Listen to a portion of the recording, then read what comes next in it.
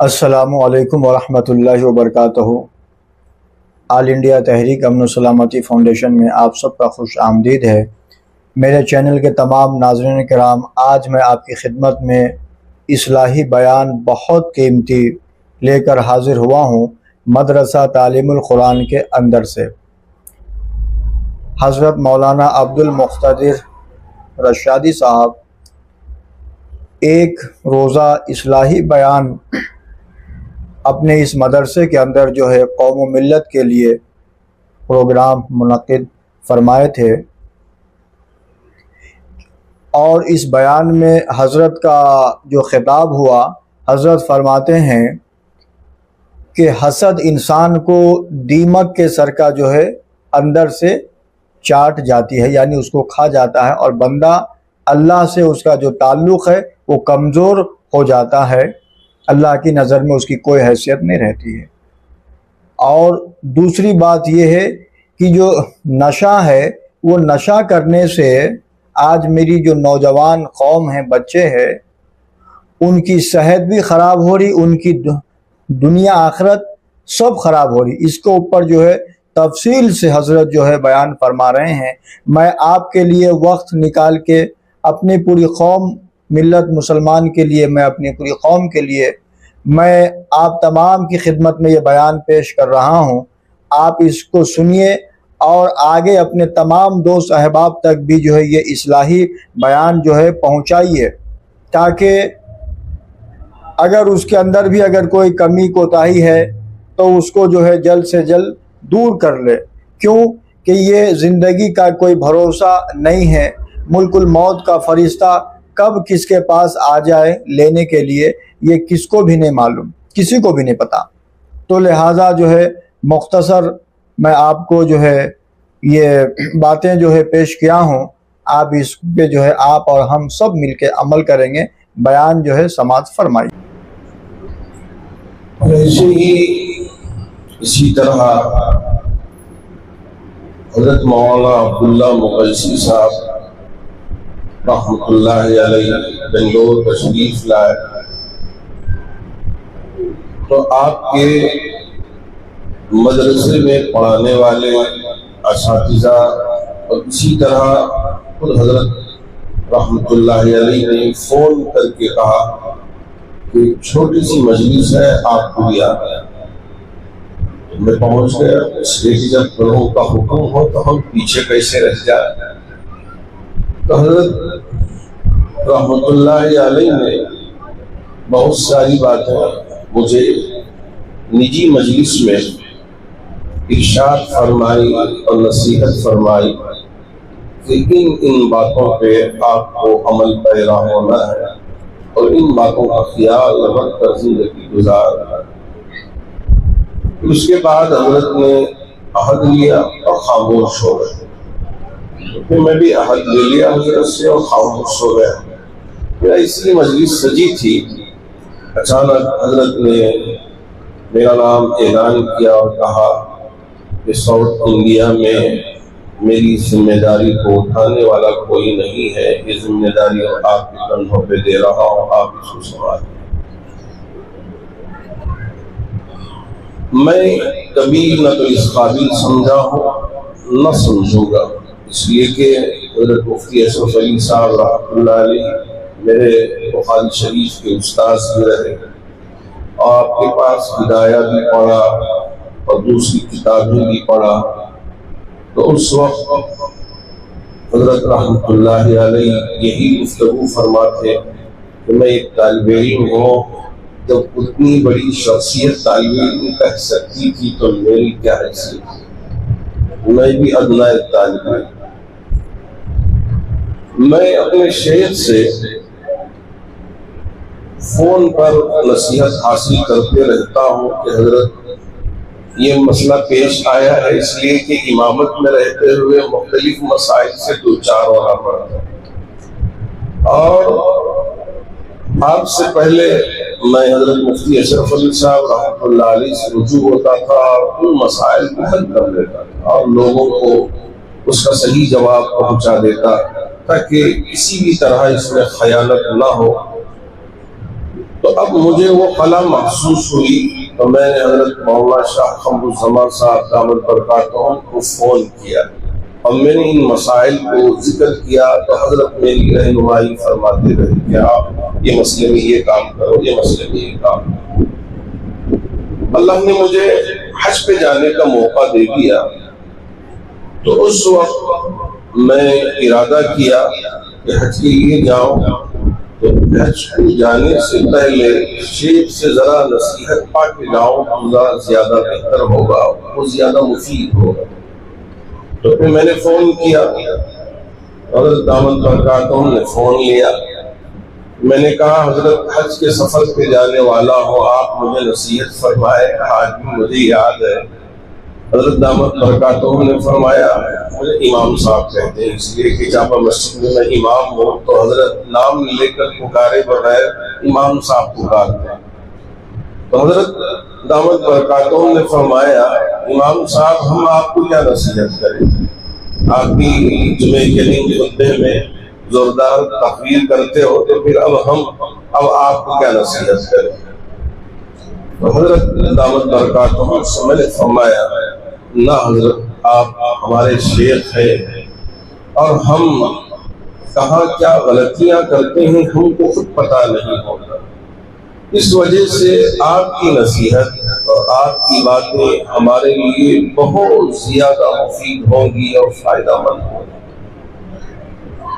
تو میں نے بہت زیادہ اصرار کرنے کے بعد حضرت دامت برکاتہم نے تقریباً 15 منٹ کے قریب فون پہ بات کی۔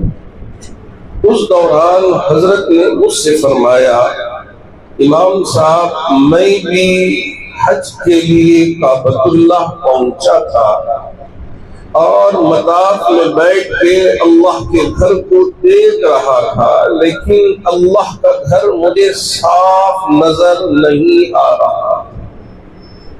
پھر مجھے محسوس ہوا کہ جیسے ہمارے یہ ساتھی گول اینک لگائے ہیں اسی طرح ذرا بڑا گول اینک ہمارے شیخ لگاتے ہیں۔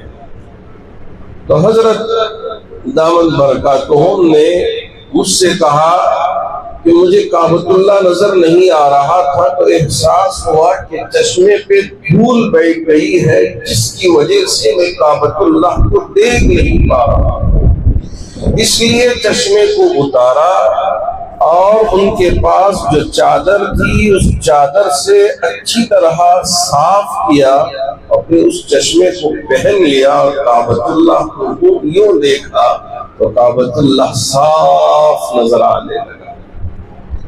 شیخ نے یہ بات کہہ کے اس کے بعد مجھ سے فرمایا امام صاحب دل پر اسی طرح حسد کی دھول لگ جاتی ہے، بغض کی دھول لگ جاتی ہے، اناد کی دھول لگ جاتی ہے، دوسروں کو نیچے گرانے کی دھول لگ جاتی ہے، دوسروں کے لیے بدخواہی کی دھول لگ جاتی ہے۔ اگر اس دھول کو رکھ کر تم بھی اللہ کو پکارو گے اللہ متوجہ نہیں ہوگا۔ اگر آپ اپنے دل کو ان ساری باطنوں سے پاک و صاف کر کے حسد سے بھی پاک کر دیا، کبھی کسی کے لیے اس کی ترقی کو دیکھ کر جلن نہیں ہے، نہ بھائیوں کے لیے، نہ دوستوں کے لیے، نہ پڑوسیوں کے لیے، نہ رشتہ داروں کے لیے، ترقی کر رہا ہے ترقی کرنے دو، اللہ ترقی کی راہ پر اسے لے کر جائے، دعاؤں سے نواز دیا، لیکن دل میں کوئی حسد نہیں۔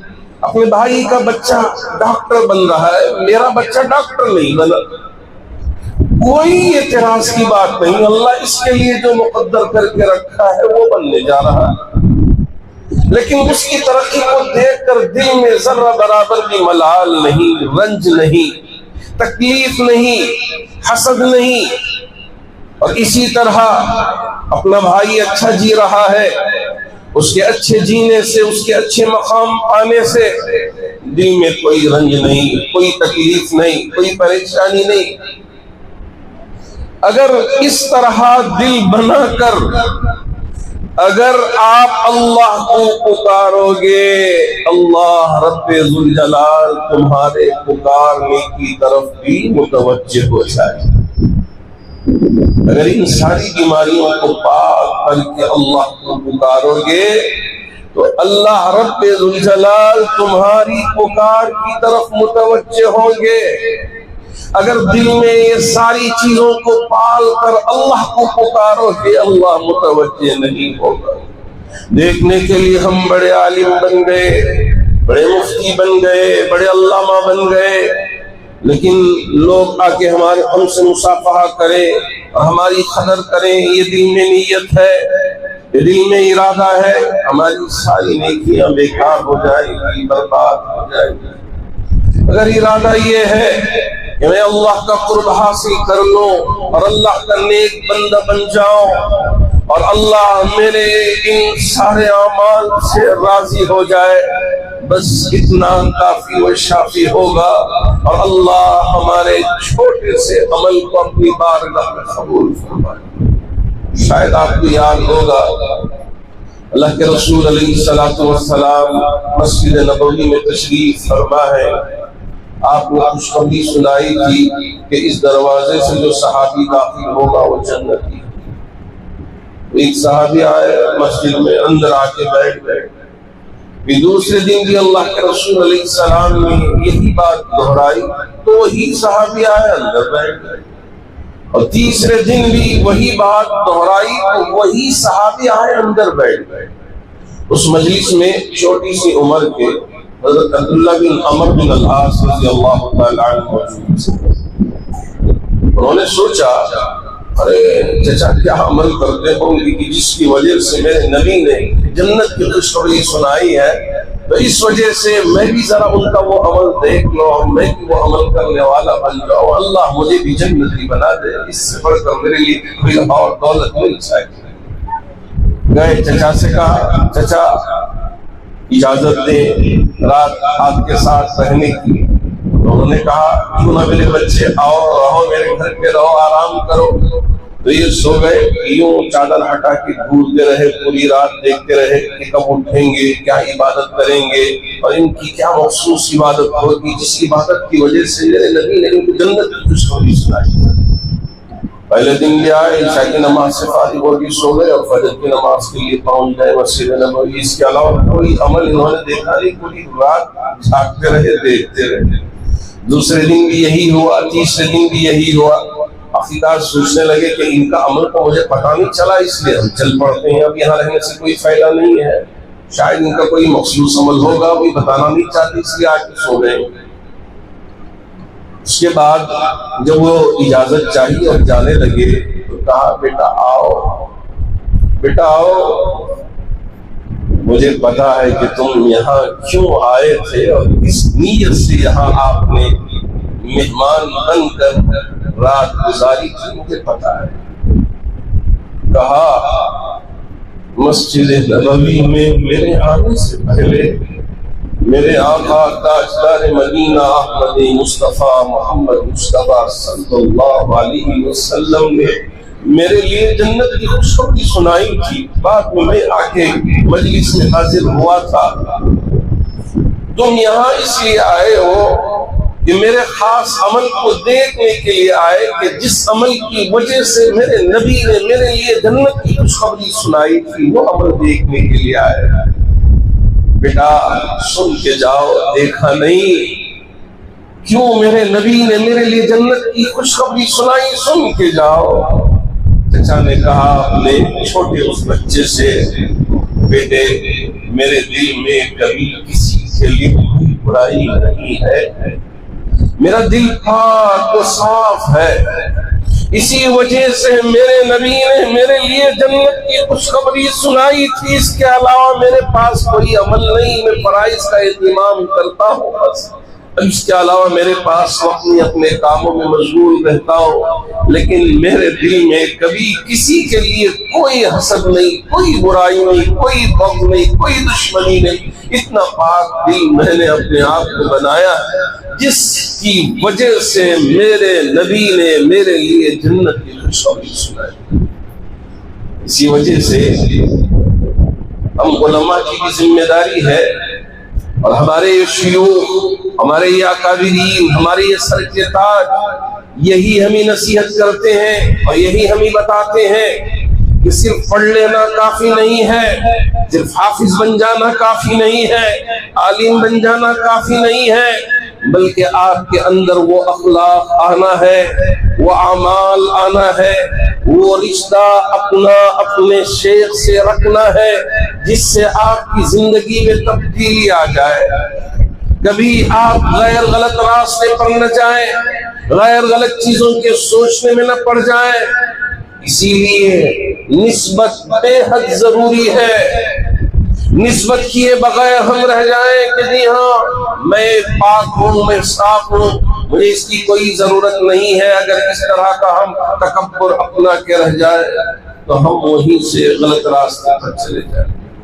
ہمارے لیے ایک شیخ کی ضرورت ہے، ایک رہبر کی ضرورت ہے، ایک رہنما کی ضرورت ہے، تو ہم اپنے آپ کو ان شیوخ کے حوالے کریں اور ان سے نسبت کریں۔ جب کبھی ہماری زندگی میں کوئی مسئلہ پیش آ جائے ان سے رجوع ہو، ان سے مشورہ کریں۔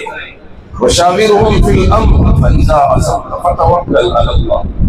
اور حضرات انبیاء بھی دنیا میں تشریف لائے، ان کے مقصد کو میرے رب نے ذکر کر دیا۔ ربنا وبعث فیہم رسولا منہم یتلو علیہم آیات، ہم نے بھیجا رسولوں کو، قرآن کی آیتیں پڑھ پڑھ کے سنائیں گے اور قرآن کی آیتیں سمجھائیں گے، درس دیں گے۔ آپ میں سے جن کو اللہ نے مسجد نبوی میں پہنچنے کی توفیق بخشی ہوگی، دیکھا ہوگا کہ نبی کے روضے کے قریب میں ایک چبوترا لگا، اسی چبوترے پہ بیٹھ کے حضرات صحابہ میرے اور آپ کے نبی سے قرآن سیکھتے تھے، سمجھتے تھے، حدیث سمجھتے تھے، مسائل سیکھتے تھے، سمجھتے تھے، اور آپ سے یہی حاصل کرتے تھے۔ میں بھی اس چبوترے پہ بیٹھ کے جب پہلی مرتبہ 1999 میں عمرے کے لیے گیا، پورا وقت وہیں گزارتا، 4 نمازوں کا، اور 5ویں نماز کے لیے آگے چلا جاتا، اس لیے کہ تراویح نماز ہوتی تھی رمضان میں، 4 نمازیں یہی اس وقت تک کی، اور ٹائمنگ وغیرہ کچھ نہیں تھا، آپ اگر جائیں بیٹھے پورا وقت وہیں گزار لیں، آپ کے لیے کوئی مشکل مسئلہ ہے۔ میں وہاں بیٹھ کے احساس کرتا کہ یہی وہ جگہ ہوگی شاید جہاں میرے نبی اپنے صحابہ کو قرآن کی تعلیم دیتے تھے۔ نہ ان کے پاس کھانے کے لیے کچھ ہوتا تھا، پہننے کے لیے کچھ ہوتا تھا، اتنی غربت، اتنی قسم پرسی، اس طرح کی حالت گزار کے صحابہ 2 دن 3 دن بھوکے رہ کر نبی سے قرآن سیکھتے تھے، تفسیر سیکھتے تھے، حدیث سیکھتے تھے۔ کئی دن بھوکے رہنے کے بعد ایک دودھ کا پیالہ پیش کیا گیا، ایک دودھ کا پیالہ۔ حضرت ابو ہریرہ کو بلایا، ابو ہریرہ سب بھوکے ہیں، سب میں تقسیم کرو۔ حضرت ابو ہریرہ رضی اللہ تعالیٰ عنہ سوچنے لگے، یا رسول اللہ میں بھی کئی دن سے پیاسا ہوں، بھوکا ہوں، اگر میں تقسیم کروں تو کہیں میں بھوکا نہ رہ جاؤں، پیاسا نہ رہ جاؤں، تقسیم کرنے والا قاسم آخر میں خالی ہاتھ نہ رہ جائے۔ لیکن پھر یاد آیا یہ میرے آقا صلی اللہ علیہ وسلم کے دست مبارک سے دیا ہوا پیالہ ہے، اس لیے اب مجھے کوئی اور چیز سوچنا نہیں، سب نے مجھے تقسیم کرنا۔ آپ نے اصحاب صفہ میں دودھ کا پیالہ پیش کیا، تقریباً 70 صحابہ کے قریب اس وقت درس میں شامل تھے، سبوں نے ماشاءاللہ پیٹ بھر کر دودھ پیا اور بھوک مٹ گئی، اور لا کر نبی کے ہاتھ میں وہ پیالہ تھمایا تو ایک خطرہ بھی اس میں سے کم نہیں ہوا۔ اللہ کے رسول علیہ السلام سے کہا کہ یا رسول اللہ آپ کے لیے آپ بھی نہیں پیے تو ہدیہ ہے، اس لیے کہ صدقہ نہیں ہے، ہدیہ ہے۔ اللہ کے رسول علیہ السلام نے فرمایا ابو ہریرہ پہلے تم پی لو، پھر میرے نبی پیے۔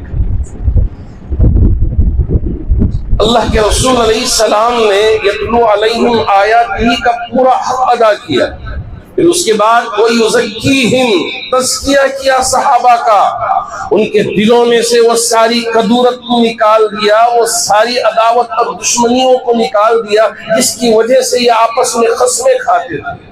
اور آپس میں لڑائی جھگڑوں میں پڑا کرتے تھے، ان ساری چیزوں کو نکال کے پھینک دیے اور آپس میں بھائی بھائی بنا دیا۔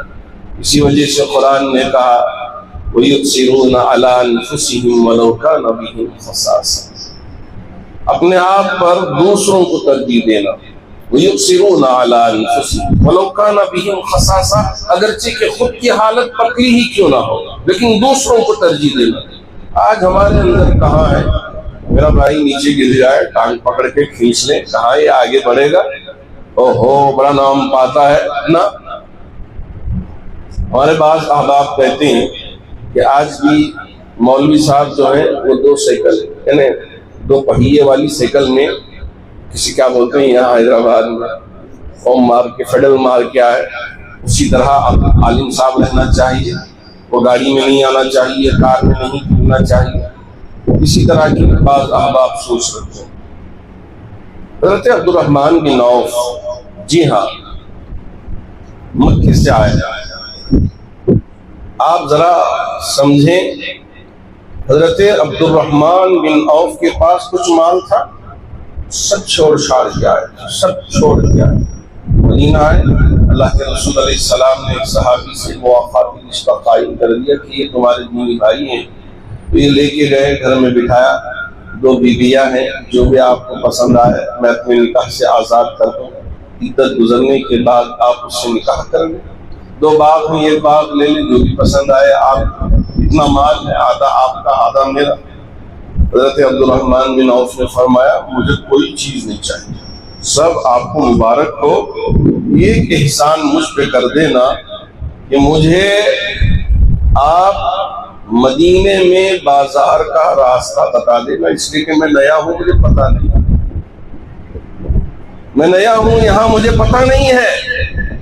تو انہوں نے احسان کیا، بتایا، زیرو سے بزنس شروع کیا، اتنا اللہ نے ان کو نوازا، اتنا ان کو اللہ نے نوازا۔ آج بھی میں گوگل کر کے دیکھتا ہوں تو امبانی کی دولت بھی پھیکی پڑ جاتی ہے، اور ایلان مسک جو پوری دنیا میں ٹاپ 1 کبھی ٹاپ 2 میں آتا ہے، اس کی دولت بھی پھیکی پڑ جاتی ہے۔ اتنی دولت اللہ رب ذوالجلال نے ان کو دیا، تو کیا وہ جنتی نہیں ہے؟ جنتی نہیں ہے؟ کیا ان کا دل پاک نہیں؟ کیا ان کے دل میں اللہ نہیں بسا؟ کیا مال کو اپنے دل میں بٹھا لیا، بسا لیا؟ نہیں، نہ مال کو بٹھایا، نہ مال کو بسایا، نہ مال کی محبت اپنے دل میں آنے دی، جس کی وجہ سے میرے نبی نے جن 10 صحابہ کو جنت کی خوشخبری سنائی تھی، ان 10 صحابہ میں حضرت عبد الرحمن بن عوف بھی شامل۔ حضرت ابو بکر، عمر، عثمان، علی، طلحہ، زبیر، یہ عبد الرحمن بن عوف اور 3 صحابہ، ان کو ایک ہی بیٹھک میں جنت کی خوشخبری سنائی۔ تو کیا ان کے پاس مال نہیں تھا؟ یہ مال تھا، لیکن مال کی محبت دل میں نہیں بٹھائی، کسی کی برائی دل میں نہیں بٹھائی، جس کی وجہ سے میرے نبی نے ان کے لیے جنت کی خوشخبری سنائی۔ تو اسی لیے آج یہ ہے ہمارا ظاہری کہ جی ہاں ہم نے داڑھی چھوڑ لی، سر پہ امامہ رکھ لیا اور جبہ پہن لیا، یہ ظاہر کو اپنا بنا لیا۔ کیا اسی طرح ہم نے اپنے باطن کی بھی اصلاح کی فکر کی؟ کیونکہ نبی وہ یزکیہم کا کام کیے ہیں، تزکیے کا کام کیے ہیں، دل کو پاک و صاف کرنے کا کام کیے ہیں۔ ایسے ماشاءاللہ رمضان میں تاخراتوں میں میں بھی ذکر کی مجلس سجاتا ہوں، 8-10 ہزار کے قریب لوگوں کا مجمع رہتا ہے، بہت دور دور سے لوگ تشریف لاتے ہیں۔ تو ذکر کرنے کے بعد لوگ اپنا احساس خود آ کر میرے پاس ذکر کرتے ہیں کہ جب اللہ پکارتے ہیں لا الہ الا اللہ، لا الہ الا اللہ، ہم ذکر کرتے ہیں، اللہ ایسے بیٹھ جاتا ہے کہ میں آپ کو ذکر کر نہیں پاؤں۔ اللہ کو ہم پکار کے دیکھیں، اگر کوئی بات پیش آ گئی، میرے آقا صلی اللہ علیہ وسلم مسجد کی طرف دوڑ آتے، نماز پڑھنے میں لگ جاتے۔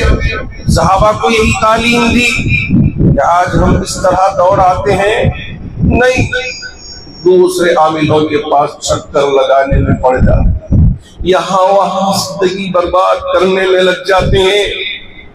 نبی صلی اللہ علیہ وسلم کی زندگی میں کیا آپ اس طرح کوئی عمل کیے؟ نہیں، گئے نماز پڑھے، اللہ کی بارگاہ میں ہاتھ اٹھایا، دعا کیا۔ کیا آج ہم دعا نہیں کر سکتے؟ کیا اللہ کا قرب حاصل نہیں کر سکتے؟ جی ہاں، بالکل کر سکتے ہیں۔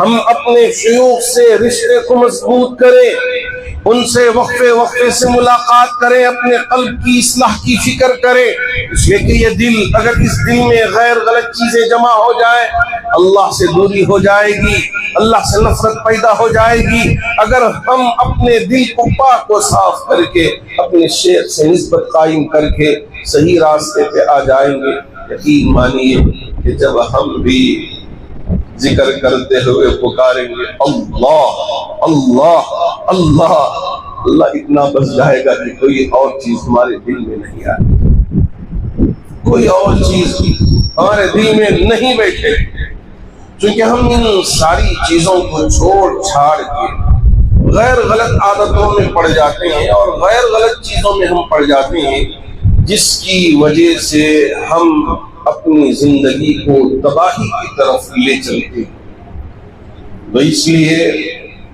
میں آپ سے کہنا چاہوں گا، جی ہاں، ہم ذکر کریں، اللہ کو یاد کریں۔ میں تھوڑی دیر کے لیے اس وقت، چونکہ اصلاحی مجلس ہے، حضرت شیخ جمال الرحمان صاحب تشریف لائیں گے، اللہ آپ کو صحت دے، تندرستی دے، اور آپ کے سایہ عاطفت کو مجھ پر بھی اور ہم تمام پر بھی قائم و دائم فرمائے، اور اللہ رب ذوالجلال حضرت کے فیوض و برکات کو ہم حاصل کرتے رہیں۔ اللہ اس بات کی توفیق ہم کو عطا فرمائے اور آپ سے نسبت مضبوط سے مضبوط رکھنے کی توفیق عطا فرمائے۔ ہم ضرور اس نسبت کا بھی کام کریں، چونکہ عصر کی نماز کے بعد ذکر کرنا بہت زیادہ مفید ہوتا ہے۔ ایک تو سری ذکر ہوتا ہے کہ آپ سرن ذکر کریں، خاموشی کے ساتھ ذکر کریں، اللہ اللہ کرتے رہیں۔ تو ذکر کرنے کا طریقہ میرے شیخ نے مجھے ذکر کیا کہ ایک تو یہ ہے لا الہ الا اللہ، لا الہ الا اللہ، لا الہ الا اللہ، پھر یہ آپ 33 مرتبہ پڑھیں، پھر اس کے بعد الا اللہ الا اللہ الا اللہ الا اللہ، دل سے آواز نکلے، دل سے ہماری آواز نکلے کہ اللہ کے سوا کوئی معبود نہیں ہے، اللہ ہی ہمارا سب کچھ ہے، اللہ کا کوئی شریک نہیں، اللہ کا کوئی ساجی نہیں۔ اس طرح تصور کر کے ہم اللہ کو پکاریں۔ حاجی کیا کرتے ہیں؟ حاجی پکارتے ہیں لبیک، اے اللہ تیرا بلاوا آ گیا، اس لیے میں حاضر ہو گیا، میری کوئی حیثیت نہیں ہے، میری کوئی طاقت نہیں ہے، میری کوئی مجال نہیں ہے، میری کوئی قدرت نہیں ہے کہ میں تجھ سے آ جاؤں، تو نے مجھے دعوت دی اور یہ تیرا بندہ یہاں حاضر ہو گیا، لبیک۔ اور پھر پکار کے کہتا ہے اللہم لبیک، اے اللہ میں حاضر ہو گیا، لبیک لا شریک لک لبیک، اے اللہ میں حاضر ہو گیا ہوں، تیرا کوئی شریک نہیں، تیرا کوئی ساجی نہیں، ان الحمد والنعمت لک والملک، ساری تعریفیں، ساری نعمتیں تیرے لیے ہیں، بادشاہت بھی تیرے لیے ہے، کوئی اور اس روئے زمین کا بادشاہ نہیں ہے۔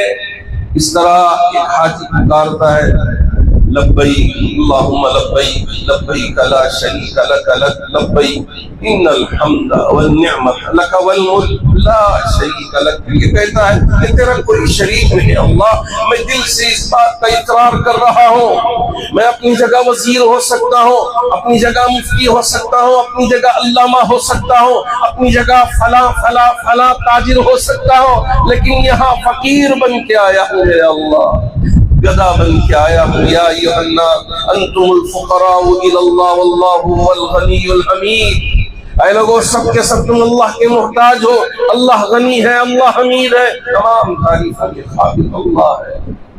تو ہم اپنے دل میں اللہ کو بسائے، اور کہیں اللہ، اس کے بعد کہیں اللہ اللہ اللہ اللہ اللہ اللہ اللہ اللہ، اللہ کو یاد کریں، پھر اس کے بعد آپ کہیں اللہ اللہ اللہ اللہ اللہ پکارتے رہیں۔ پھر آپ مختلف جو بھی اذکار آپ کے شیوخ کی طرف سے ملے ہیں ان اذکار کو آپ کرتے رہیں، اس لیے کہ میرے شیخ نے مجھے یہ ذکر دیا تو اس کو آپ کے سامنے ذکر کر دیا، اور اس کے بعد کثرت سے پڑھیں لا الہ الا اللہ وحدہ لا شریک لہ لہ الملک ولہ الحمد وہو علی کل شیء قدیر۔ اس سے آپ کے دل میں اللہ کی محبت پیدا ہوگی، ایک عجیب طاقت آپ کے اندر آئے گی، حق کے لیے کام کرنے میں کبھی آپ کے اندر ڈر پیدا نہیں ہوگا، اور آپ پوری حکمت کے ساتھ قوت کے ساتھ آپ دین کے کام کو کرتے رہیں گے۔ آپ کے لیے کوئی خطرہ اور کوئی پریشانی محسوس نہیں ہوگی، آپ آرام سے کام کرتے ہیں۔ چونکہ میں عوام میں رہتا ہوں، بہت سارے لوگوں سے میری ملاقات ہوتی رہتی ہے، اور بعض احباب آ کے کہتے ہیں حضرت جب اکیلا تنہا اندھیرے میں رہتا ہوں ڈر بڑا لگ جاتا ہے، ڈر بڑا لگ جاتا ہے، اس لیے میں پریشان سا رہتا ہوں۔ تو اب یہاں ہمارے ان بھائیوں کو یہ ذکر دیں تو انشاءاللہ اللہ رب الجلال جب ان کے دل میں مضبوطی سے بیٹھ جائے گا، اب اور اندھیرے سے ان کو ڈر نہیں ہے۔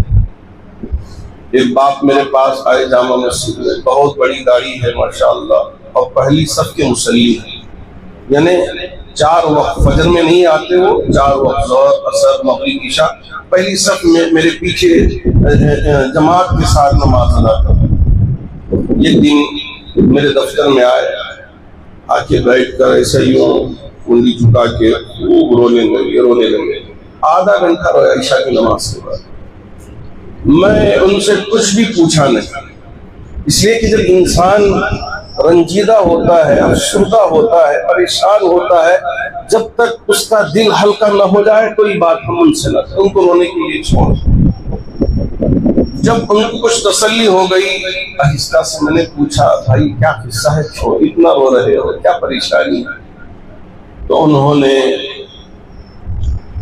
لڑکھڑاتے الفاظ میں مجھ سے کہا حضرت میں تو یہاں پہلی صف کا مصلی رہا، مجھے پتا نہیں کہ میرا بچہ کب نشے کا عادی ہو گیا، مجھے پتا نہیں۔ آج میں یہاں نمازی ہوں لیکن میرا بچہ نشے کا عادی بن گیا ہے، نشیلی ہو گیا ہے، مجھ سے سوال کرتا ہے کہ تو کون ہے مجھے روکنے والا، تو کون ہے میری آزادی میں قلل ڈالنے والا؟ مجھے بہت درد ہو رہا ہے، میرا بیٹا مجھ سے اس طرح کا سوال کر رہا ہے، میں اپنے اکیلے بیٹے کی اصلاح کر نہیں سکا، اس کو اخلاق نہیں سکھایا، میں اس کی صحیح تربیت نہیں کیا، تو میں اللہ کی بارگاہ میں جا کر کس طرح جواب دے پاؤں گا؟ مجھے کچھ سمجھ میں نہیں آ رہا، اس لیے میں اب آپ کے سامنے آ کر اپنا درد سنبھال نہیں سکا، اس لیے رو رہا ہوں۔ میرے اس بھائی کی اس بات کو سن کر، ان ساری باتوں کو سن کر یقین مانی اللہ کے گھر میں بیٹھ کے کہہ رہا ہوں میں بھی خوب رویا تھا، مجھے بھی بڑا رونے آیا، اس لیے کہ اولاد بہت بڑی نعمت ہوتی ہے۔ ماشاءاللہ ہمارے مولانا عبدالمقتدر صاحب بھی، مولانا عبدالباسط صاحب بھی، اور ان کے بھائی ہیں، اللہ نے سب کو عالم بھی بنا دیا، صاحب نسبت بھی بنا دیا، لیکن بہت ساری ایسی اولاد پیدا تو ہو جاتی ہیں لیکن کیسے کس طرح اپنی زندگیوں کو تباہ کر رہے ہیں پتہ نہیں۔ تو بھائی آ کے کہنے لگے، ہمارے یہاں کرناٹک میں ایک علاقہ KGF ہے، تو KGF سے آئے تھے، آ کے کہنے لگے حضرت ہمارا ایک چھوٹا بھائی ہے، ہم نے اس کا نکاح کیا تھا، ایک چھوٹی بچی پیدا ہو گئی ماشاءاللہ، لیکن اب اس کی حالت اتنی خراب ہو گئی ہے کہ اب اس کے سامنے ماں ہوتی ہے یا اس کی بیوی ہوتی ہے پتہ نہیں چلتا، غلط حرکت کرنے سے تو پرہیز، نشے میں اتنا دھت رہتا ہے کہ اسے پتہ ہی نہیں چلتا کہ ماں ہے یا بیوی ہے، اسے پتہ نہیں چلتا۔ لا حول ولا قوت الا باللہ. زندگی تباہ ہو رہی ہے. ایسے ماحول میں ہمارے ان بزرگوں سے اپنی نسبت کو جوڑ کے رکھنا، اپنی اولاد کو جوڑ کے رکھنا، تاکہ ان تباہیوں میں اپنی زندگیوں کو برباد نہ کر لیں. اللہ اللہ اپنے دل سے پکارتے رہیں، اللہ کا ڈر آئے، اللہ کا خوف آئے، غیر غلط کاموں کی طرف ہمارا قدم اٹھے تو فوراً دل سے آواز نکلے، اللہ مجھے دیکھ رہا ہے، میرا اللہ مجھے دیکھ رہا ہے، اس لیے میں غلط کام نہیں کر سکتا، غلط راستے پر چل نہیں سکتا. تو اس طرح اپنی زندگی کو بدلنے کے لیے کوشش اگر نہ کریں، اور اگر یوں ہی ہم چھوڑ دیں، کیا منہ لے کر اللہ کی بارگاہ میں لے کے جائیں کہ ہم ان فتنوں میں اپنے آپ کو بھی جھونک دیں اور اپنی اولاد کو بھی جھونک دیں؟ نہیں، بلکہ ہماری ذمہ داری ہے، یہ اولاد یہ ہماری ذمہ داری ہے، ان کے اخلاق کی، ان کے کردار سازی کی ہم تربیت کریں. میرے نبی صلی اللہ علیہ وسلم جب مکے میں آئے تو ایک جو صحابی اسلام لانے سے، ایمان لانے سے پہلے ان کا حال کیا تھا کہ ایک دوسرے کے دشمن بنے بیٹھے، ایک دوسرے کے جان کے دشمن بنے بیٹھے. لیکن اللہ کے رسول علیہ السلام کی تربیت کا نتیجہ کیا ہوا کہ آپس میں ایک دوسرے کے ساتھ بھائی بن گئے. تو اسی طرح آج ہمیں بھی کبھی کسی سے نفرت کرنا نہیں، اپنے دل میں کسی کے لیے نفرت پالنا، ارے یہ غلط راستے پہ جا رہا ہے. میں 4 دن پہلے شاید ایک ادارے میں حاضر ہوا، وہاں ان کے ٹیچر نے 4 طلبہ کو میرے سامنے لا کے پیش کیا، بالکل بال اوپر، وہ اس طرح سے ناپاک جانور جس کا نام بھی مجھے لینا اچھا نہیں لگتا اس نورانی مجلس میں، تو اوپر جس طرح سے اس کے بال رہتے ہیں اسی طرح اس نے اپنے بال کو بنا کے رکھا تھا، اور ایک چین یہاں پہ اور ایک چین گلے میں، اور یہاں وہ جو ہیرو ڈالتے ہیں اس طرح کا ایک کڑا ڈال کے ہی کھڑا. پھر اس کے ساتھی 4-5 ہیں. تو ٹیچر نے مجھ سے آ کے کہا، حضرت یہ حالت دیکھے ہیں، یہ یہاں اتنی گندی زبان استعمال کرتے ہیں کہ ہم آپ کے سامنے ان کی زبان کو کہہ نہیں پائے، اتنی گندی زبان. مجھ سے میرے شوہر نے کہا کہ ان کو نکال پھینک، اس لیے کہ یہ گندی نالے کے کیڑے ہیں، یہ ان کے الفاظ ہیں، گندی نالے کے کیڑے ہیں، یہ اگر رہیں گے سارے بچے بھی برباد ہو جائیں، سارے بچے بھی برباد ہو جائیں. میں نے کہا نہیں، یہی تو میرے لیے آزمائش ہے کہ یہ بچے اگر نیک بن جائیں، اس سے بڑھ کر میرے لیے آخرت میں کوئی اور حصہ.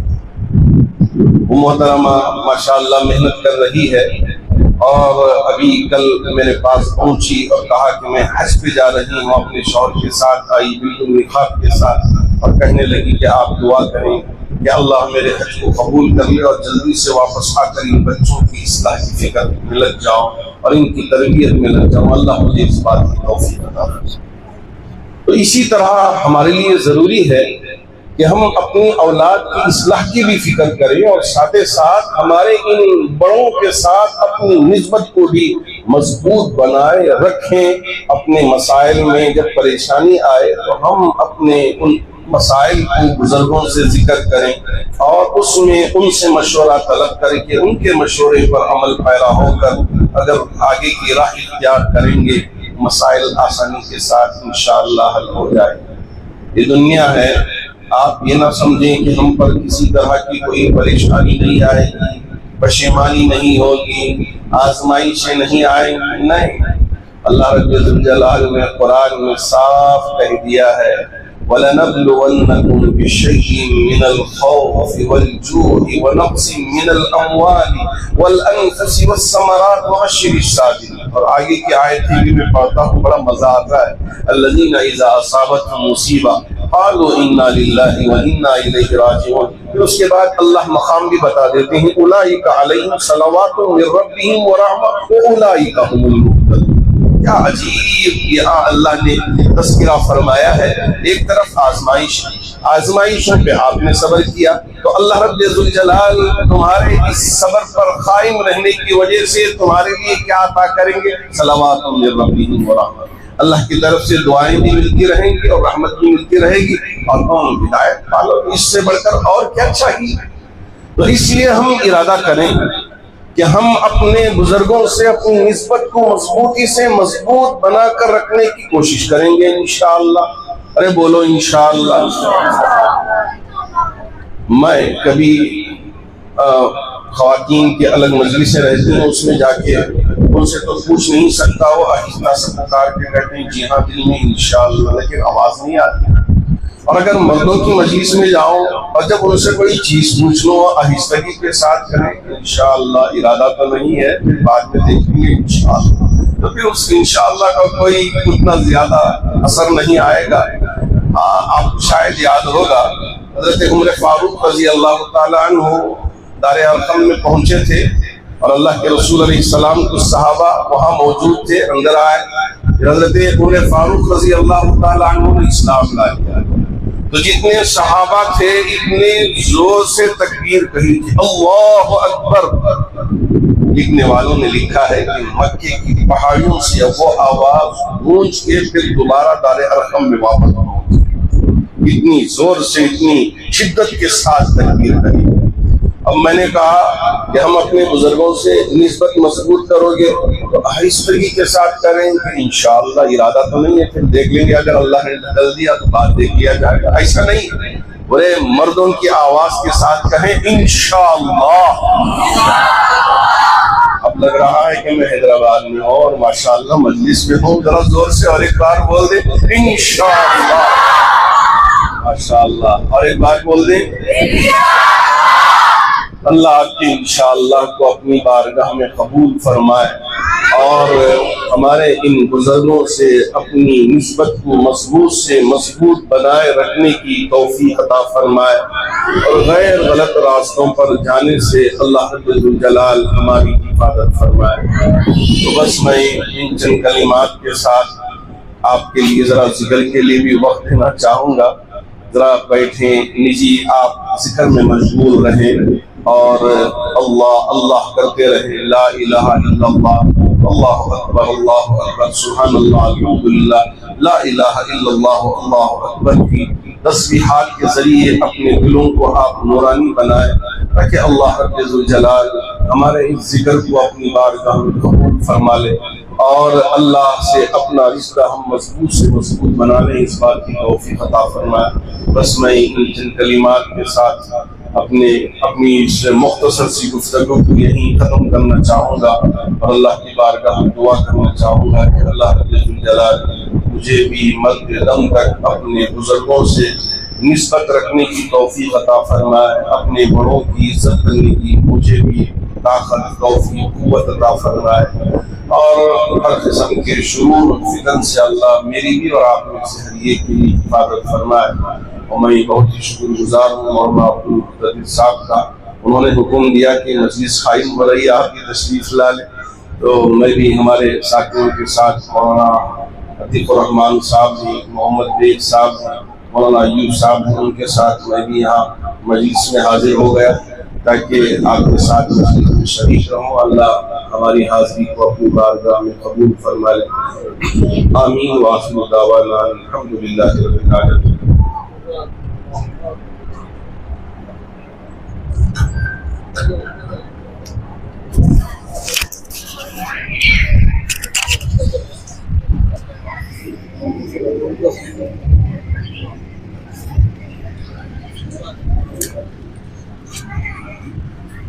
انشاءاللہ 5 منٹ میں چائے اور بسکٹ کا ختم ہو جائے گا. جیسا کہ حضرت نے فرمایا یہ 5-7 منٹ انفرادی طور پر ذکر اذکار کرنا، اسی طریقے سے بیٹھے رہیں. پھر اس کے بعد چائے کا نظم جب ہو جائے گا تو جو ہے بتا دیا جائے گا. چائے نوشی ہوئی اور پھر ہم اپنی تیاری کریں.